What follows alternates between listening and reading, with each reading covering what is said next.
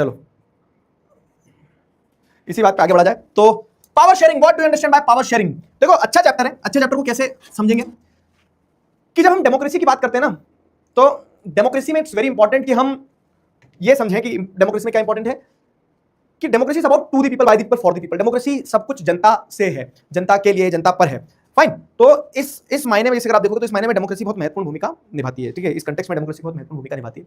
तो अब पॉइंट ये आता है कि अब जब डेमोक्रेसी बहुत महत्वपूर्ण भूमिका निभाती है तो आपको ये देखना होगा कि डेमोक्रेसी के अलग अलग एस्पेक्ट्स, जैसे पावर शेयरिंग है, फेडरलिज्म है, डेमोक्रेसी क्या बोल सकते हैं, जेंडर रिलीजन कास्ट है। हमने 9th में जो डेमोक्रेसी के बारे में पढ़ा था ना, तो 9th में हमने बस डेमोक्रेसी का स्ट्रक्चर पढ़ा था कि डेमोक्रेसी कैसी है ना, डेमोक्रेसी चलते कैसे, तो मतलब आपने इंस्टीट्यूशनल सेटअप देखे थे, कॉन्स्टिट्यूशन कैसे बनता है, इलेक्शंस कैसे होते हैं, ठीक है, ऑर्गन्स ऑफ गवर्नमेंट क्या क्या है। तो ये सारा स्ट्रक्चर वाला पार्ट आपने डेमोक्रेसी का पढ़ा था क्लास 9th में। अब 10th में आप क्या करोगे ना, डेमोक्रेसी के अलग अलग एस्पेक्ट्स देखो कि डेमोक्रेसी में पावर शेयरिंग कितनी इंपॉर्टेंट है। पावर शेयरिंग बेसिकली होता क्या है, तो डेमोक्रेसी में आप सारी पावर एक आदमी के हाथ में कंसंट्रेट नहीं करते हो, एक ऑर्गन ऑफ गवर्नमेंट के हाथ में कंसंट्रेट नहीं करते हो, किसी एक लेवल ऑफ गवर्नमेंट के पास पावर कंसंट्रेट नहीं करते हो, पावर को शेयर करते हो लोगों में, इंस्टीट्यूशंस में।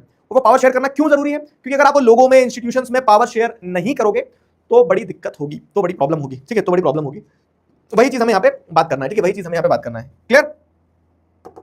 वही चीज हमें यहाँ पे बात करना है।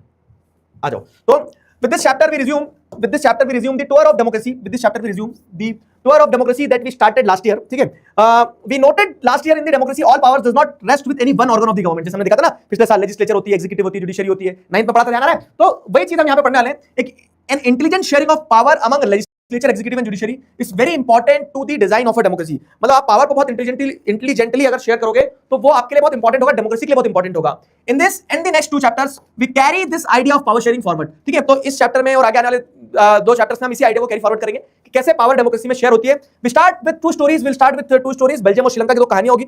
Both these stories are about how democracy handle demands for power sharing. ये दोनों स्टोरीज ये बताती है कि डेमोक्रेसी जो है पावर शेयरिंग की डिमांड्स को कैसे हैंडल करती है, ठीक है। कि एक जगह आप देखेंगे तो पावर शेयरिंग हुआ, एक जगह पावर शेयरिंग नहीं हुआ, वो वाले एस्पेक्ट्स आपको देखने को मिलेंगे, ठीक है। The stories yield some general conclusion about the need for power sharing in the democracy. This allows us to discuss various forms of power sharing and will be taken up by the following 2 chapters. तो basically ये जो पूरा paragraph है, इस पूरे paragraph में आपको एक इंट्रो ही दिया गया है।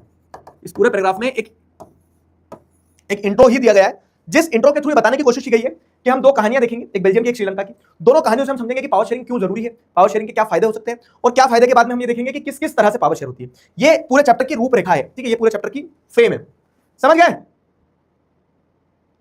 ये पूरे चैप्टर की फ्रेम है। क्लियर हुआ? क्लियर है? समर वेकेशन कब स्टार्ट हो, यहां बताएंगे। चलो इसी बात पे जल पीजिए, जल पी ले जाए इसी बात पे। नया खेल सिखा दिया आपने को।